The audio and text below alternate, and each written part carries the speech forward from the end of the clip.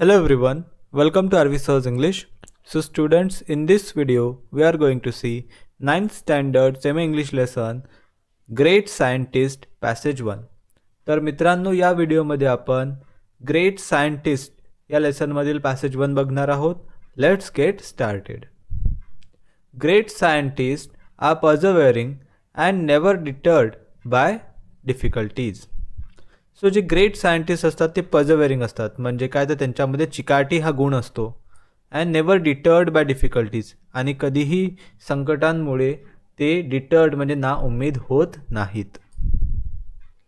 Michael Faraday is regarded as one of the most distinguished scientist and inventors of modern times, and his work on electricity is still a subject of study in the form of Faraday's lodge.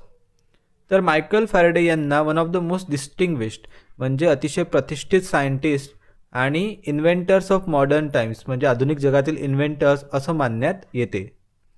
आणि त्यांचं जे काम आहे on the subject electricity is still a subject of study in the form of Faraday's law. अजूनही तो अभ्यासाचा विषय आहे फॅरेडेज लॉ या फॉर्ममध्ये. But few knows his inspirational life story which is all about courage and fighting against the odds.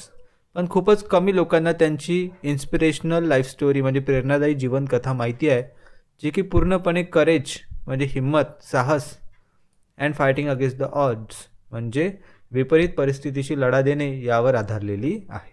तर तीच त्यांची स्टोरी आपण या लेसनमधून बघणार आहोत. Great scientist.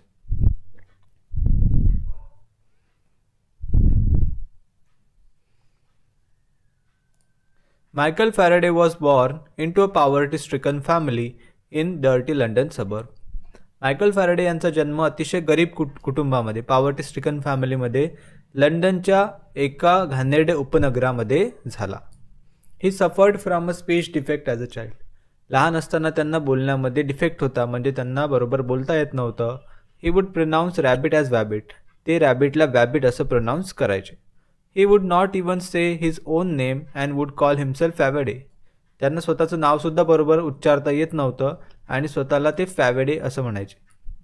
Other children laughed at him and teachers did not help him either.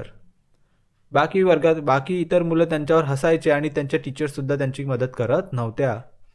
When he was 12, his mother was forced to take him out of school, thus putting an end to his formal education. आणि जेव्हा ते 12 वर्षाचे होते तेव्हा त्यांच्या आईला सांगून त्यांना जबरदस्तीने शाळेतून काढून टाकण्यात आलं. अशा प्रकारे त्यांचं जे फॉर्मल एज्युकेशन आहे ते तिथेच थांबलं. At 13 however, he started working with a bookbinder, binding hundreds of books during the day and staying up all night to read them. मग जेव्हा ते 13 वर्षाचे झाले तेव्हा त्यांनी एका बुक बाइंडरकडे काम करणे सुरू केलं. दिवसभर ते शेकडो पुस्तकं बाइंड करायचे आणि रात्र जागून त्या पुस्तकांना वाचून काढायचे. रीडिंग दस बिकेम हिज ऑब्सेशन. अशा प्रकारे रीडिंग म्हणजे वाचन हे त्यांचं ऑब्सेशन बनलं, म्हणजे एक प्रकारे ते त्यांना वाचनाचं वेड लागलं असं आपण म्हणू शकतो.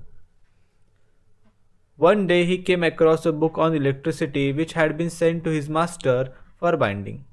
एक दिवस त्यांच्या हाती एक पुस्तक लागलं. ते होतं इलेक्ट्रिसिटी या विषयावर, जे त्यांच्या मालकाकडे बाइंडिंगसाठी पाठवण्यात आलं होतं. He started reading it and was completely hooked. Michael Faraday यांनी ते पुस्तक वाचणं सुरू केलं आणि पूर्णपणे त्या पुस्तकामध्ये हरवून गेले. That was his first introduction to the subject of electricity which soon became his life long fascination. आणि ते त्यांचं पहिलं इंट्रोडक्शन होतं सब्जेक्ट इलेक्ट्रिसिटीसोबत. इलेक्ट्रिसिटी या विषयासोबत त्यांची पहिली ओळख त्या दिवशी झाली, जे लवकरच त्यांचं लाईफ लाँग फॅसिनेशन म्हणजे आयुष्यभराचं आकर्षण बनून गेलं. Faraday was steel poor at 21.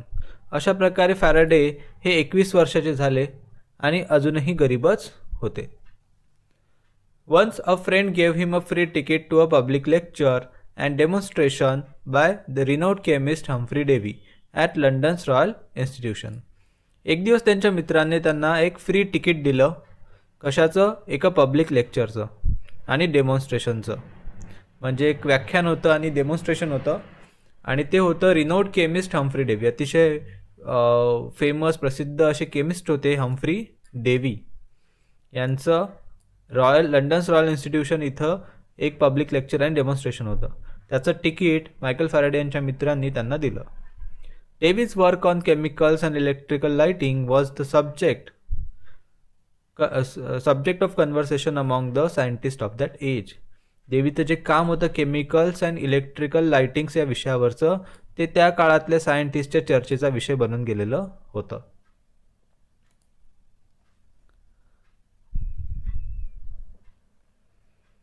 $70 years later, across Atlantic Ocean in the USA, the same work enabled Thomas Edison to produce the first consistent light bulb. 70 वर्षानंतर त्याच कामामुळे अटलांटिक ओशनच्या पार USA मध्ये म्हणजे अमेरिकामध्ये त्याच सेम वर्कमुळे थॉमस एडिसन हा consistent light बल्बला शोधू शकला, तयार करू शकला, म्हणजे कंटिन्यू चालणारा विद्युत दिवा हा बनवू शकला because of that work of Davis. तर मित्रांनो, अशा प्रकारे हा होता passage number 1 of the great scientist. I hope सर्वांना खूप चांगल्या प्रकारे समजला असल्यास नक्की व्हिडिओला लाईक करा, मित्रांबरोबर शेअर करा. नवीन असाल तर सबस्क्राईब करायला विसरू नका. I will see you in another video. Till then take care. Good bye.